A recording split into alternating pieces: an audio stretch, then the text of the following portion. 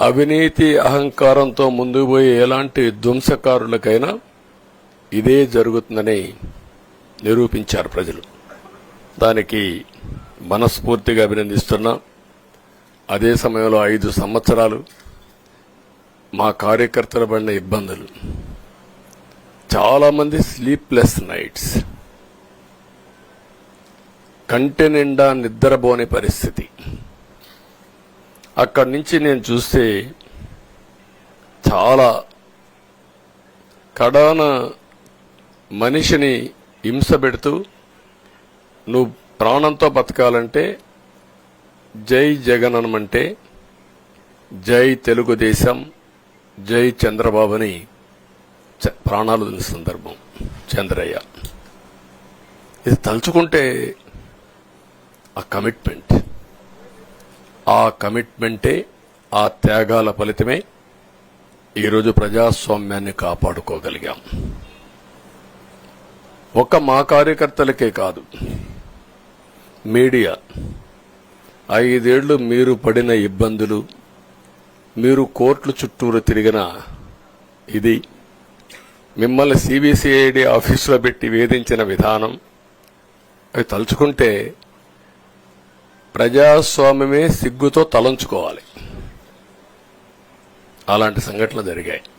మేనేజ్మెంట్ని ఒకరినని కాదు, ఎవరినైనా పట్టుకురావచ్చు, ఏదైనా చేయొచ్చు అనే ధీమా వచ్చేసి ఇష్టానుసారంగా ప్రవర్తించే పరిస్థితికి వచ్చారు.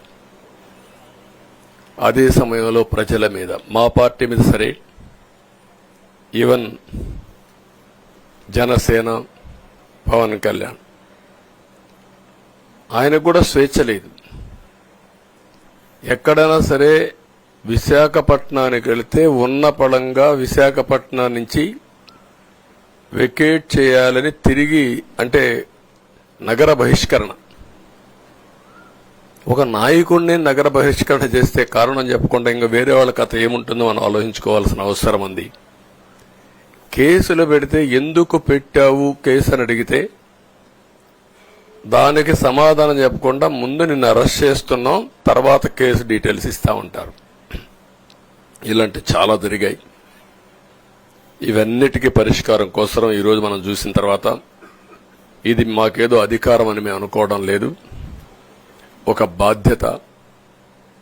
మేము పాలకులమే కాదు సేవకులం అని చెప్పి నినాదానికి శ్రీకారం చుట్టారు. ఇవన్నీ గుర్తుపెట్టుకొని పనిచేస్తాం. నేను చాలా స్పష్టంగా సూపర్ 6 ఇచ్చాం. అదే మాదిరిగా ప్రజాగళం ఎన్నికల మేనిఫెస్టో ఇచ్చాం. ఇవన్నీ కూడా ప్రజల్లోకి బాగా వెళ్ళాయి. ఒక హోప్ క్రియేట్ అయింది. ఇవన్నిటి ఫలితాలే నిన్న వచ్చాయి.